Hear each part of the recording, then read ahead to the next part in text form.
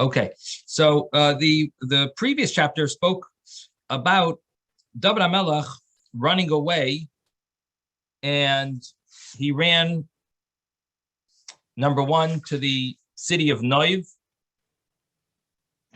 where the Mishkan was, and he got himself some food there, bread, and he took holy bread, and he also took a sword from the Mishkan. There was one sword there. It was actually David had brought it there earlier when he had killed Goliath.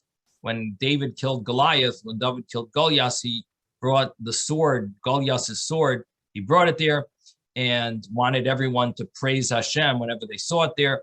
So it was there, and now David is running away from Shaul HaMelech, from King Saul. So David needs a few things. Number one is he needs some food. He's starving. Number two, he needs a weapon in case things get dangerous. So he gets both of those from the Kohen Gadol, whose name was Achimelech. Now, we also know that Achimelech at the Mishkan, at the tabernacle, there was another guest there as well, and his name was Doeg. And Doeg is this person who keeps continuously speaking lashon hara, gossip, against David to the king. He's friendly with the king. He's a big scholar, but he's also jealous of David. He's jealous of of David's scholarliness or potential that he's going to become king. Whatever he's jealous of, he's looking to badmouth him in the eyes of Shaul HaMelech, in the eyes of King Saul. Yes, David. You mentioned before that Jonas and Jonathan sent David away with no food. And I forget if you mentioned what the reasons were. Are there commentaries that say that I obviously did a bad thing, but what are the reasons? Like, why did he do that? You know, I didn't see anything that explained it more than just like irresponsible, like he was, concentrating on is his father want to kill David, or does he or not? And so he didn't like think about everything that's going to happen now, that he's going to have to run away. So he didn't prepare his friend with Seder Laderech, with provisions for the way. So, but if you see anything, you're welcome to share it. If you see any like explanation, the Gemara does consider that he was a little guilty, that he had some guilt in this, and that he should have. So I don't think he intentionally didn't give food. I think it was a mistake. He was preoccupied with other thoughts. Yes, Ben. As a matter of fact, I sent the answer in my last essay. Oh, you should have asked Ben. I don't know if it's right, but I think he was worried that the whole mission is going to fail if somebody sees him with food or with the extra fighting thing, whether it's a cherev or not, whether it's a sword or whatever he would have given him, to protect himself. So if, I think he figured it's better not to be found than to give him what he needs. Okay, sounds good, Ben. Sounds good. You're off to a good start. Yes, Susan. I have a question. In one of my notes, I wrote that in Hebrew, there's no word for tragedy. Is that? There is. It's a different pronunciation. That's all. Tragedia. Okay, so somebody help me, since I don't speak Hebrew. Somebody help me with it. Yeah, this is the thing. I think Rabbi Sachs might have said that, might have mentioned that once. Most of us here are not dictionary level. We don't speak Hebrew on a dictionary level that we know every single word. But Ben is maybe in that league. But in any event, yeah. I looked it up in the dictionary when you mentioned it last time. and it said tragedia. But I think Rabbi Sachs might have meant, if you wrote that somewhere, it's probably from a discussion that Rabbi Sachs had. You So know, it's not specifically, in other words, there are words alluding to tragedy. probably. Like I- a song. I wanted to just interject that the word ason, which means disaster, can be used as a tragedy. Okay, but in any event, I don't know, is that connected to what we're learning now, Susan, or you're just wondering? Well, because this whole story is about a tragedy. Okay, okay, all right. Let's see. Yeah, well, let's see if they use that word in the Hebrew.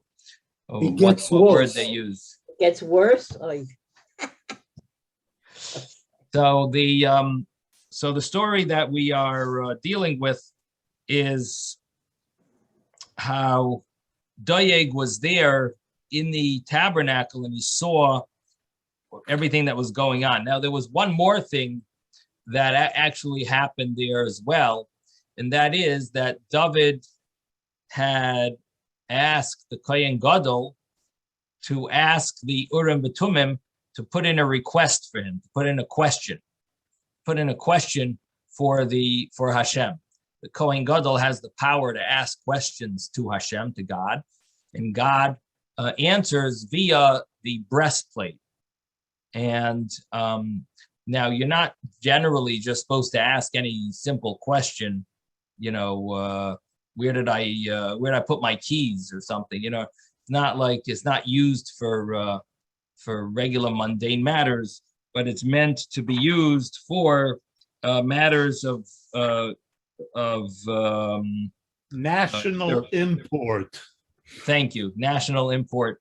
And the Hebrew term, it's a Gemara. The Gemara says, Melech, king, Av Bezdin, the head chief judge, and Lemi Shetzerech Tzibur Boy, someone who the community needs him. So these are the three types of individuals that you're allowed to ask Hashem a question when they need something of national, what was it? National something.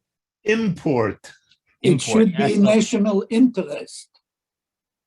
And Ben, you stick to the Hebrew. Isaac will do the English. Ask him what he thinks. Anyway, now, so the story continues, and David went to this enemy of the Jewish people, whose name was Achish, the king of the Plishtim, and the King of Gath. The king of Gas, excuse me. And ultimately, the funny thing is, this is the brother of Goliath, who David had killed. But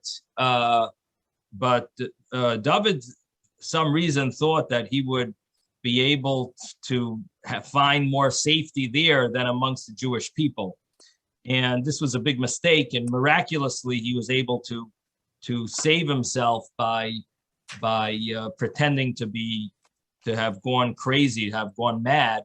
And by doing that, they didn't want him. They first of all, one thought is that he must not be the famous David. This guy must be a lunatic that came out of a some mentally deranged individual who came out of an institution or something, by mistake got lost or something. So they basically they assumed it can't be David, or they figured he totally went crazy and we don't want him here. So this was a great miracle that he was able to save himself. And one of the Psalms, we mentioned Psalm 34 discusses this story. This chapter that we're about to learn, so it talks about David continuing his his escape. He's trying to escape being chased after, being sought after by Shaul. Shaul wants to kill him. King Saul wants to kill him. King Saul sees him as a traitor, as a rebellious person, as someone who maybe wants to take over the rulership.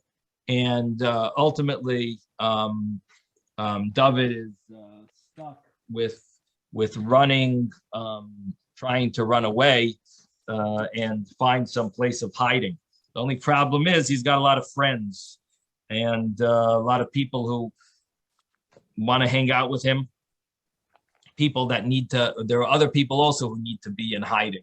People who owe money, people who, his relatives are nervous that Saul is going to go after them. His parents, his brothers, everyone seems to want to join him. Now, the problem is now that he's got all these people joining him, he's got a whole army. So now if Saul was nervous about David before, now he's got 400 people with him. Now he sure looks like an army. And now for sure, Saul is even more nervous because now it really looks like he's about to, to wage war. So we're going to start from the beginning, I guess, of chapter 22, even though we probably did a few verses, but let's just begin from we'll just start from the beginning of the chapter. Chapter 22, the book of Samuel. David went from there and escaped to the cave of Adullam. Adullam is in the territory of Judah, the tribe that David is from. David is from this area. And his brothers and all his father's house heard about this and went down to him there. So everyone is coming to him. They gathered to him every man in distress, every man with a creditor, every man embittered of spirit, and he became their leader. So they had a great scholar, a great rabbi, a great advisor, therapist, singer, musician. They got everything there, all in one. And they with him were about 400 men, it says. Yes, David. Is Adullam the friend of Yehuda? Oh, Ish Adulami. Ah, interesting. Ushmai Chira, right? Until that Yehuda went, Vayered Yehuda Meyesachov, Vayered Ad Ish Adulami Ushmai Chira. I think it does use that word. Wow, that's you got a good memory over there. It sounds like the same word. Let's look in the Hebrew how it's spelled. Adulam is ayin dalad lamed mem. Ish adulami. I guess you're right. Let's think. Is it Parshas Vayeshev? Parshas Vayeshev. Let's take a look.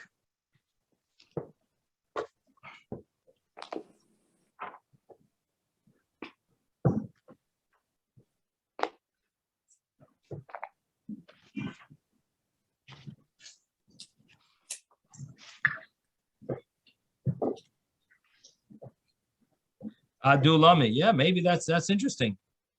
Went to this place that Judah went to this Ish Adulami. Wow. So this is like a place of comfort because Yehuda was hated by his brothers after he caused the sale of Joseph. So he went to this Ish Adulami and they did business together. It doesn't say he lived there, Vayet Adish Adulami, which basically means he became partners with this person from Adullam. But it is interesting that the idea here that you're saying, David, very nice. That both of them are like escaping their troubles, and they're running away from their troubles and trying to escape, and they both end up with in this either place Adullam or a person from Adullam. See, it could be that he didn't go to Adullam. It could be this person came from Adullam, an Adullami person. So anyway, a nice connection, David. Very nice. Yes, Robert. guess the question for me, when in the Bible and it says 400 men with him, does that also imply that it's not only men, but it's families, as a group? Yeah, I don't know if it specifically means men versus women. Maybe Yeah, it I mean, a means family. people. I mean, the head of a household is Could mean- counted. Yeah, Yeah, or it could mean in total 400 Okay. people. In other words, even though the English says the word men, I don't know if it means men excluding women, besides for women. I would think that it includes both. okay, all right. Men and their families, because then it would be an exponentially more people, which would be Right. important to know. Right, Yeah. right. It could be. Listen, it's a little vague. You could learn it Right. both ways. Okay, We would have to see if any midrashic source says gives clarity on that. Yes, Ben. What I'm thinking is David had a problem with that many people. How do you feed all these people? No kidding. No kidding. Yeah. This is Right. sure. So definitely, that definitely wasn't easy. Now, additionally, he had a bigger problem. His bigger problem was his parents getting old. Yeah. They wouldn't be able to run if Shaul came. So they were more of a liability than than anything else, because he felt responsible for them, and this was a little irresponsible, he felt, if they hang out with him, because they're not able to run. On the other hand, they were nervous. Let me mute everyone. On the other hand, he's very nervous to let them just be out in the open, because what will happen is that he thinks that Shaul is going to persecute them or harass them, or to get them maybe to reveal where he's hiding. So they're really stuck in a bind, of really not sure what to do. But David doesn't. David has a big problem to how to provide for them safety when he doesn't feel it's so safe. Yes, Ben. I just opened up in Tehillim Lamed Daled. The Yeah. first sentence is about Avimelech. Yeah, David בשנתו את העמו לפני Avimelech. אבימלך. Yeah, but who's Avimelech? Avimelech is the name of all of the The kings. king of God. Right, but it's not his real name. His real name is Achish. Achish, That's- right. Achish, but it says Avimelech because that's Yeah. the term used, like Pharaoh. It's not that's the name that they give. All the kings are called Avimelech. The father of a king. Right, the father of the king. Rabbi.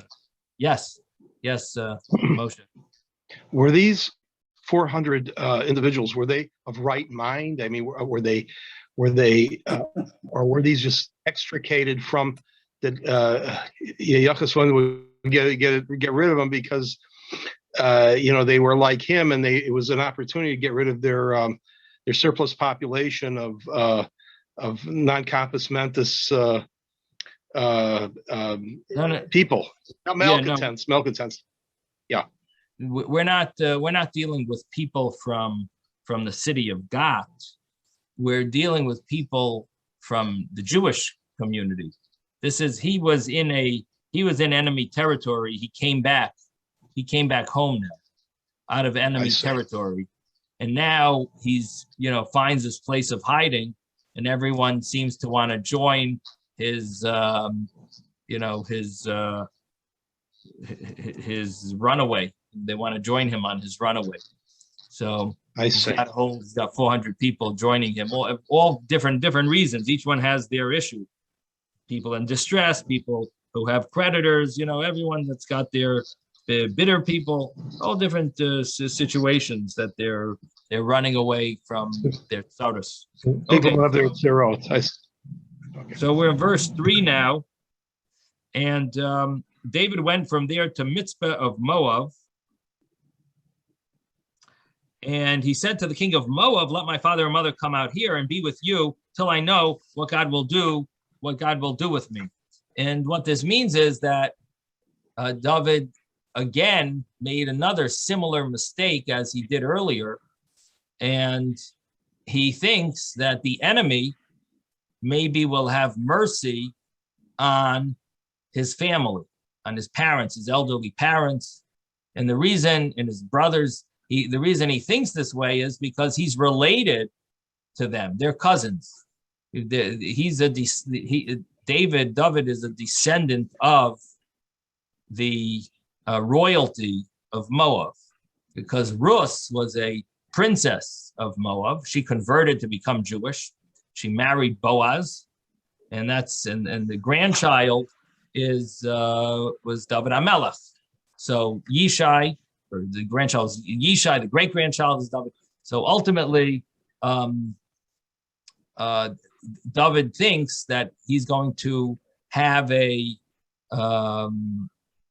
maybe they'll treat his parents as if they're part of the royal family, or at least they'll give him some time to, some time where they can feel safe and not to have to run away from Shaul. So that's what he's hoping, that the Moabite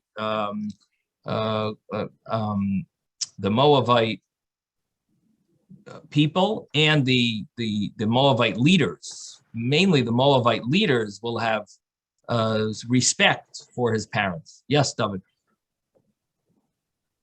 Yeah, I'm just seeing that in the verse 2, the Me'am Loez, he doesn't explain why or what's the connection, but he says that the cave of Adullam was in the territory of Judah, of Yehuda.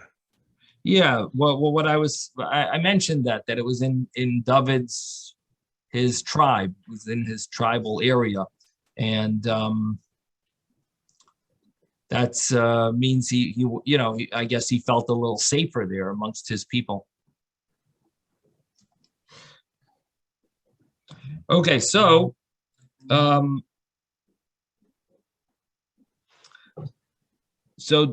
David went there and he said to the king of Moab that my father and mother, let them come here till I know what God will do with me, and and I'll find some type of a arrangement, and we'll be safe. Until then, let them stay here.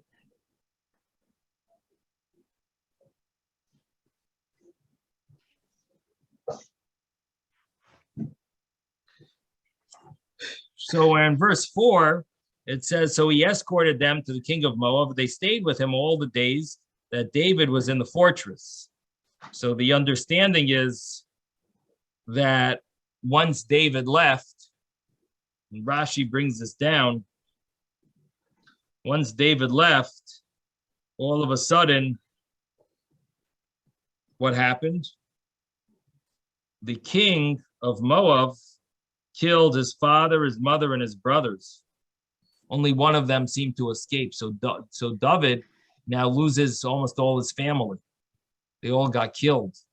So this was a mistake. He brought them to Moab. Moab made up as if they're going to be kind to David. And in the end, they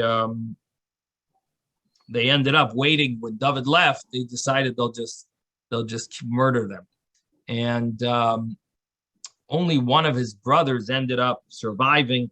The reason was he was at that time in a different country. He was in the country of Ammon, and they tried to get him from the Ammonites so they could kill him, and the king of Ammon refused.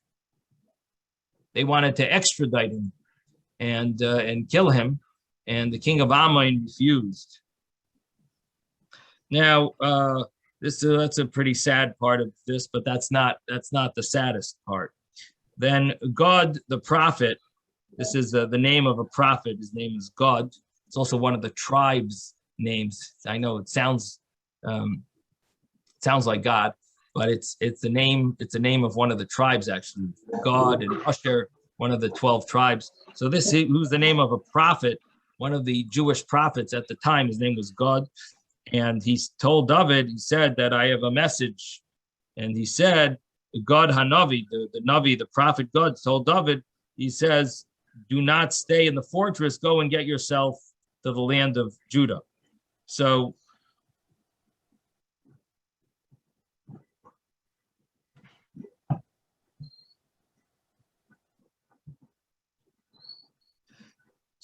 David was in this fortress, and the prophet God told him, no, you have to go and get yourself to the land of Judah, meaning in the regular territory. So this would mean that, the people that actually his area where people knew him. So in other words, he was from the tribe of Judah, but the area that he's in this fortress, he wasn't with the people of his that he was familiar with, that he knew, that he was popular amongst. So the prophet told him, no, you got to go to the place where you're popular, where people know you, and that's what he did. So David went and arrived at the forest of, it's called the Yar Choras. He went to the forest of Choras, and then it says that Shaul heard that David and the men with him had been discovered. So Shaul was sitting in Gibeah under the tamarisk tree in Ramah. Now, what does that mean? He was in Gibeah under a tree in Ramah with his spear in his hand, with all his servants standing about him. So this is a famous question. The Gemara talks about this. That what does it mean, Ramah or Gibeah? He was in Gibeah, which is his ancestral home, and so the simple meaning is that was in a section of town called Ramah. That would be the simple meaning. Now, this is obviously a different Ramah than the famous Ramah that Shmuel the prophet lived in, because this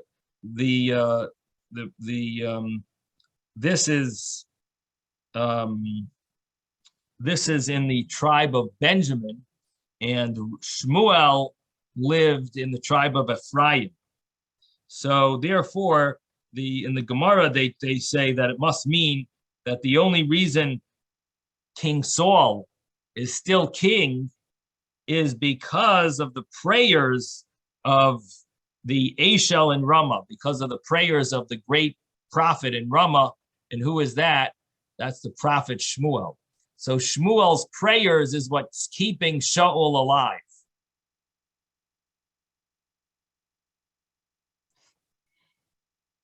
Now,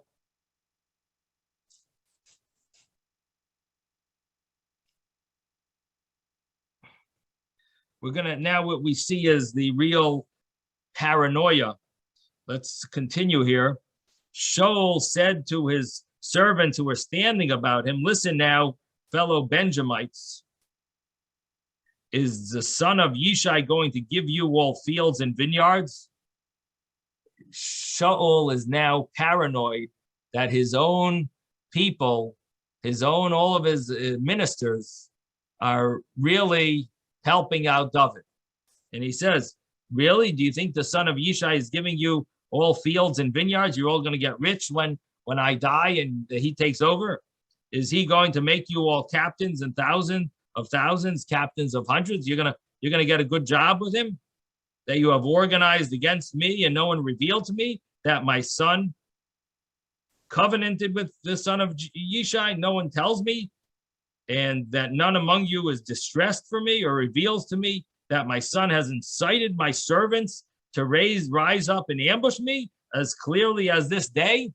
So here Shaul accuses them of all, everyone is against him.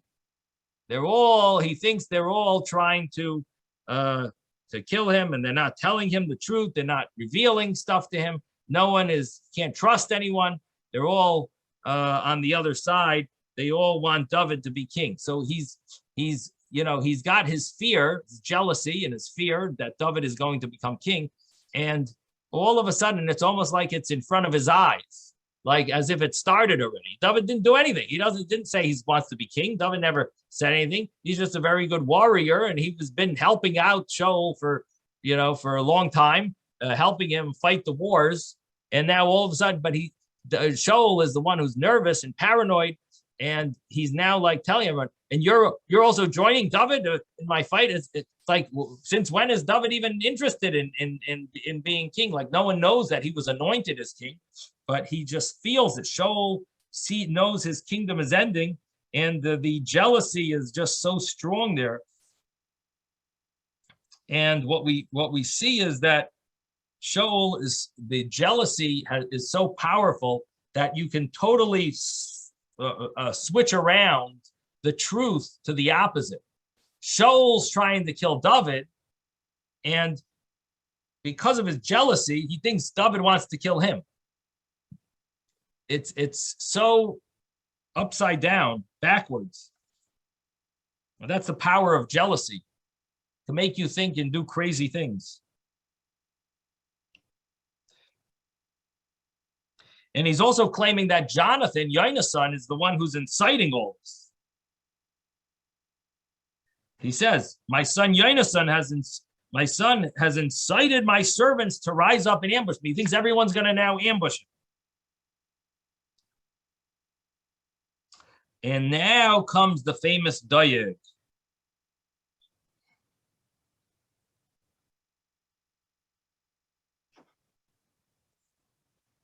And Doeg the Edomite, who was appointed over Shaul's servants, spoke up and said, I saw the son of Yishai come to Noiv. And that's why it's important to remember that story that we spoke about last week.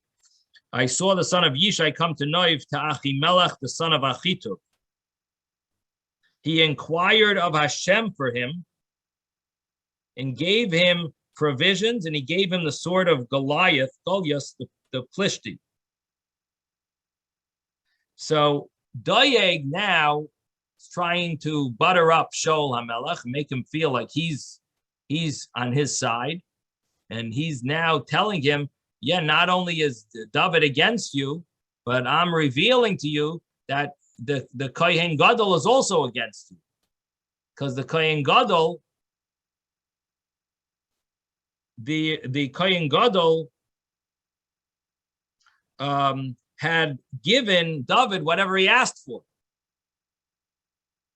Now, it is interesting. There is a source in the Gemara, maybe in the Medrash as well, about there was a somewhat of an argument when David had gone there about baking the lechem hapanim, about baking the showbread on Shabbos. And Doeg was of the opinion that it was allowed to be baked on Shabbos. And David argued and said it's not.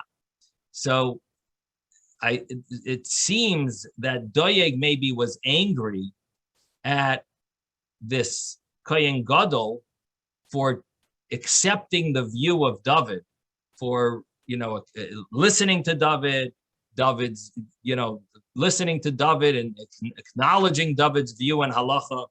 And Doeg was upset about that. At least that's what it seems like, based on the Talmudic statement, and that sort of it gives us a little understanding why he's making up a story here, because it's not even true. This is gossip that's not even true now, because you have to understand that the Kohen Gadol did not know that David was in a fight with Shaul. He doesn't know David's running away from Shaul.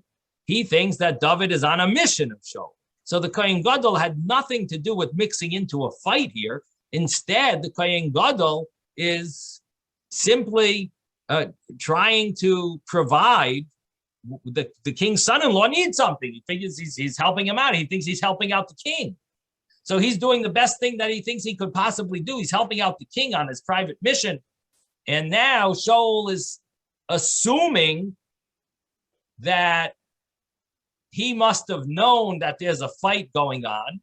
And Doeg is making up a whole story that, he's helping out David and not you. He must be against you. That this is another enemy of yours. Doeg is is instigating Shaul to want to hate the king, the Kohen Gadol. The Kohen Gadol, and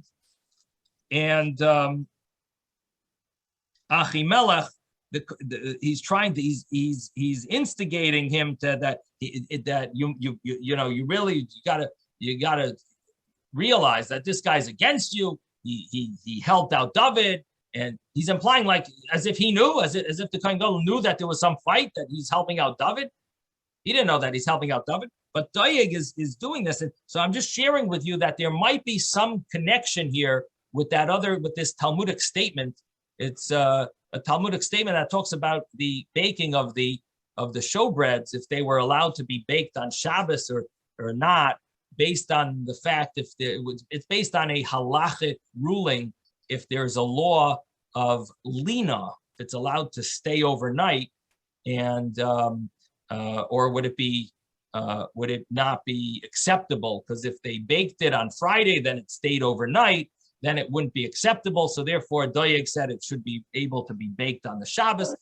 Confusing Talmudic statement, but the idea seems that there was obviously this debate, and Doeg seems to have been insulted that there might be other rabbis that might know as much as him and maybe even more than him, or might be more accepted than him. And he didn't really, just a thought that maybe this is another reason why why he's making up this story against the Kohen Gadol, is in getting the Kohen Gadol involved. And obviously he also wants to make Shaul feel that he's the friend. I'm your friend. I'm going to tell you everything that's going on behind your back. But to make up this story as if the Kohen Gadol knew anything, this is still surprising. It's one thing to make him feel like he's like, I'm on your side, I'll share with you whatever happened, but to totally ruin, and what he does is he's considered guilty. This Doeg is considered guilty because ultimately Shaul is going to kill out the entire city of Noiv and the Kohanim. Yes, Ben. I wanted to say David told the Kohen that he's on a secret mission and very important and needs to be done right away. That's why he didn't have the food and the cheret with him. Right, of course. So the Kohen did nothing wrong. Exactly. Yeah. He told him, he says, I know that you are from the family of Shaul, so yeah, whatever you need, Exactly. But the surprising thing is, why is Doeg going to badmouth this Kohen Gadol when it's the story that didn't even happen?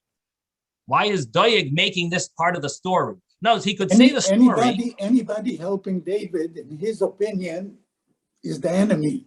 So he makes up a story. Yeah, but Doeg is not the paranoid guy. It's Shaul who's paranoid. He's just trying to butter him up. But he's on Shaul's side. Central side, but you don't have to make up a story to make. He's working for Shaul. He's looking to be important in his group. Right, but to go and make up a whole story that didn't begin, that's it just seems a little surprising. But yes, David, you wanted to say something. One second, Moshe. David, I'm just wondering, Doeg is Jewish. Why do they keep on calling him Doeg from Edom? Yeah. Yeah. The reason, one of the reasons he's called the Edomite is because he behaved like an Edomite. He behaved like Esau, and they have this evil trait of they like blood. They are bloodthirsty people, and so there is such a medrash that mentions that that's why he's called Ho-Edomi. Another explanation is that he lived there in Edom. I saw a few explanations, but truth is I saw them a while ago. I don't even remember. I don't know where I saw them. I probably, when we first mentioned it, I saw them a while back when we first had the original story of Doeg arguing that who is when Shaul asked right Didn't by the story of Doeg Goliath. tell Shaul to save the king? And that's the reason Shaul right. got in trouble? That's right. That's right. With Amalek, there was Right. Doeg over there, but I don't think it's mentioned in the actual wording of the prophet. That's in the commentary. But Doeg came up earlier when Shaul wants to know who is this David who killed Goliath.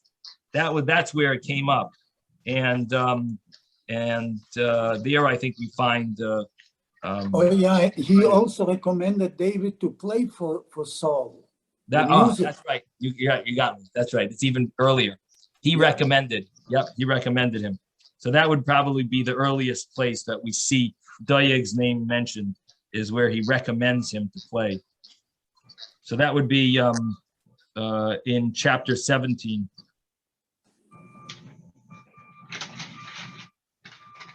Chapter 17? Let's see.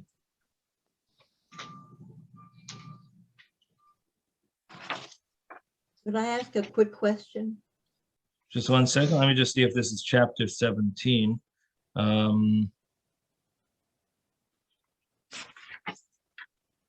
It was right after Shmuel tells him that he's losing the kingship.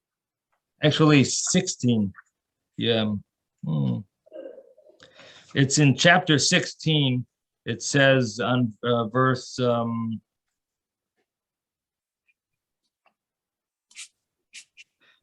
verse 15 and 16, 17.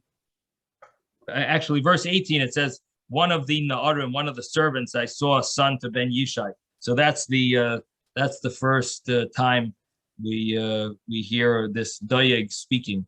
But then afterwards, when he kills him, when he kills Goliath, which is in chapter 17, he kills Goliath, and Shaul asks who he is. so he asks in verse 55, Shaul asks Avner, who is who is this? Who is this? And so it's at the end of chapter 17. And then the beginning of chapter 18. So that is, the truth is, none of these places does it say Doeg's name. Interesting. We just know that it's Doeg who's making up stories.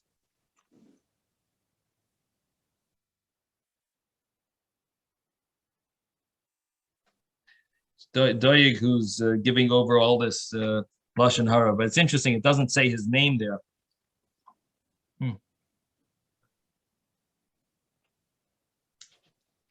So maybe the first time we see Doeg's name, I'll have to take a look in the Concordancia.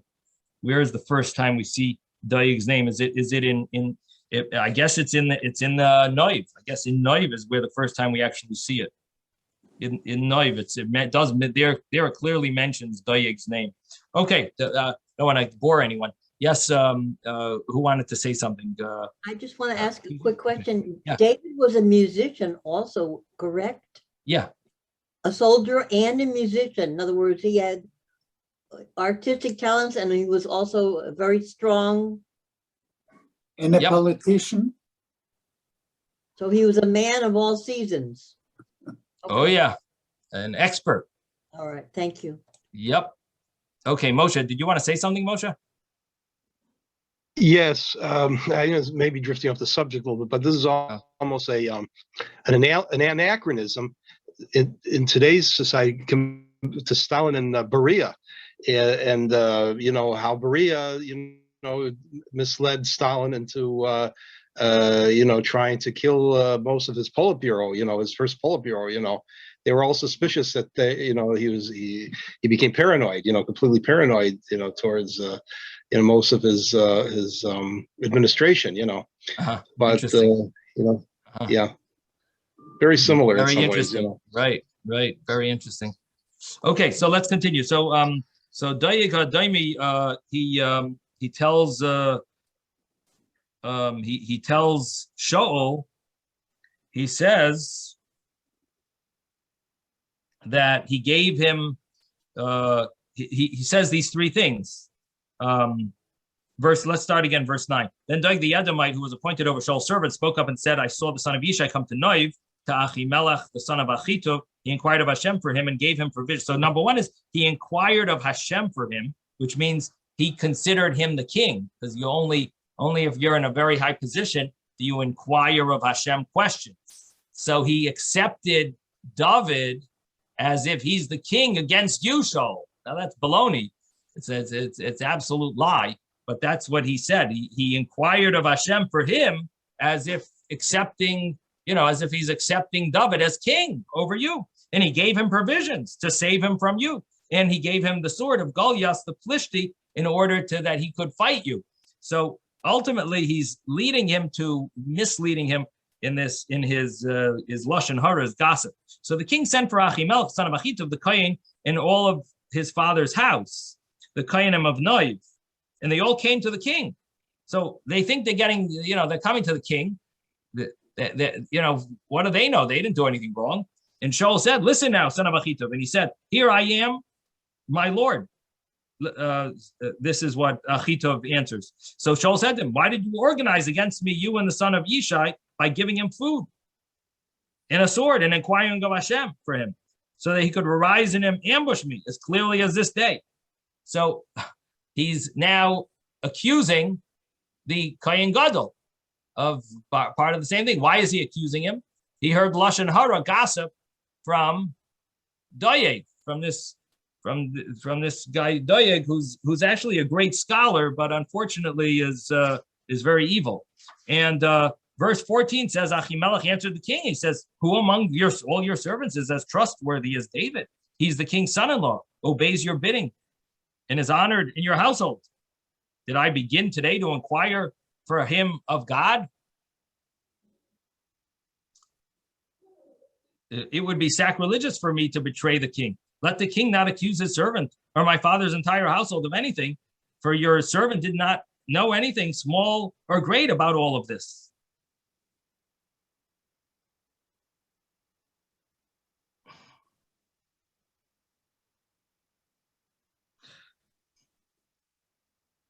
So this is one of the darkest chapters in the history. And this is, but the king said, you must die, Achimelech, you and all your father's house. The king then said to the footmen who stood about him, surround and kill the kohenim of Hashem. Go kill all the kohenim, because their hand is also with David, because they knew that he was fleeing and did not inform me. But the servants of the king were not willing to send forth their hand to slay the kohenim of Hashem. So the king said to Doeg, you circle around and slay the kohen. Doeg the Edomite circled around and killed the kohen. On that day, 85 men, wearers of linen robes, and Noiv, the city of kohenim, he killed by the blade of the sword, man and women alike, child and suckling alike, ox, donkey, and sheep. And this is, unfortunately, the Gemara compares the story here with the story of, the Gemara compares the story here with the story of how Shaul had mercy on Amalek's animals and on Amalek's on the children and the women, and the Gemara compares these verses, and you see that all of a sudden, like when it came to Amalek, Shaul had such mercy. When it came to the Jewish people, all of a sudden, where was his mercy? For Amalek, so he totally misused his mercy.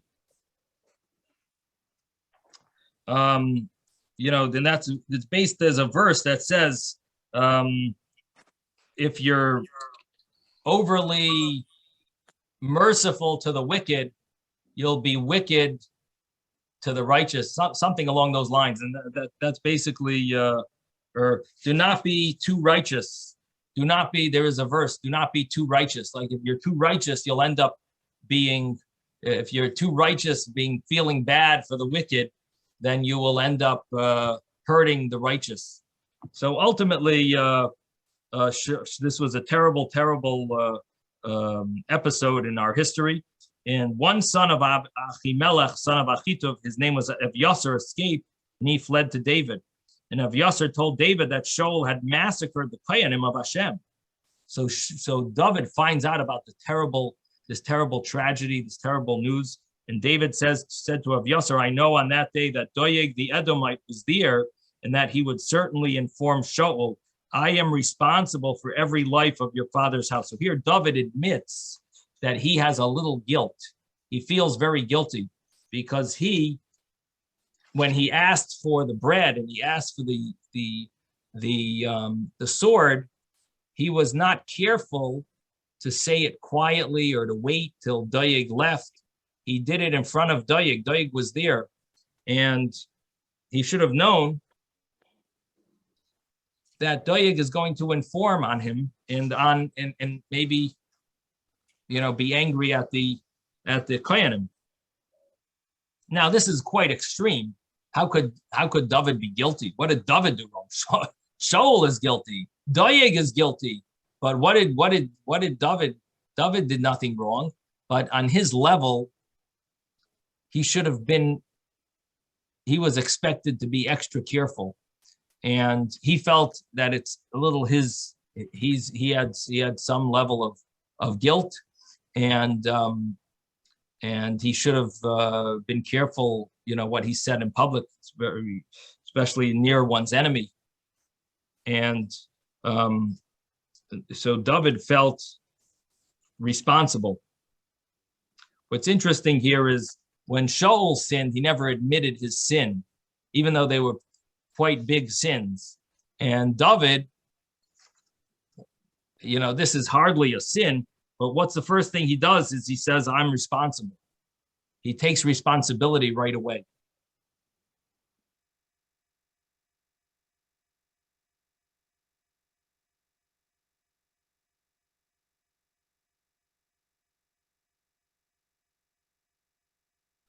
And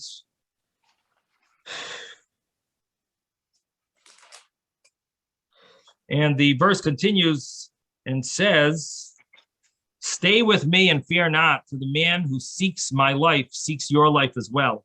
You are safe with me. So David said, don't worry, you can be together with me. You'll feel safe. You'll stay with me. And Shaul wants to kill you because you're one of the kids of the Kohen Gadol. He wants to kill me. So let's stick with me, and Metz Hashem, God hopefully will both be safe. So he invites him to stay along with him and not have to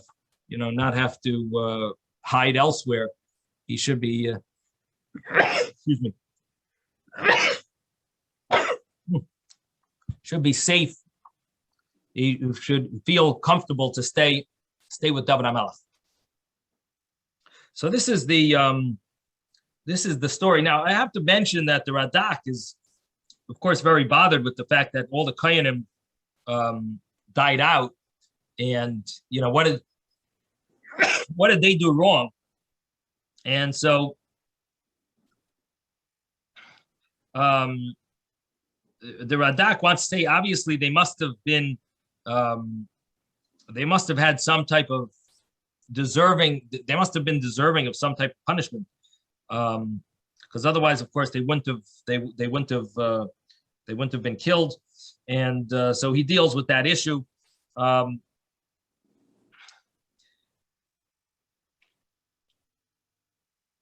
It is interesting that Shaul's servants refused to follow what Shaul told them. They refused to kill out the Kohanim, and therefore Shaul ended up going to Doeg, who said that made up the story. It was his concoction of the story, and Doeg ended up doing it, becoming a mass murderer.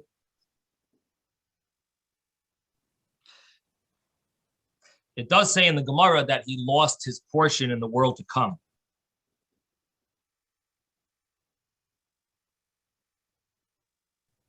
And one of the, the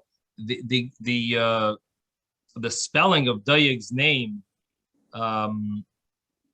Doyeg, Dalid, Vav, Yud, Gimel. If you look in verse 18, there is a insight on that spelling, even though that's not the normal spelling, is because Vi, it has the word Vi in it. Vi means alas, and oy Vi, woe, is a sign of Hashem feeling so hurt that this scholar became so wicked that he could have gone downhill to such a degree, to such a low level that Hashem says Vi. It's one thing for a person to say oy vey. Imagine Hashem saying oy vey. It means it's got to be really, it's got to be really bad. And the fact that Doyeg did such a wicked thing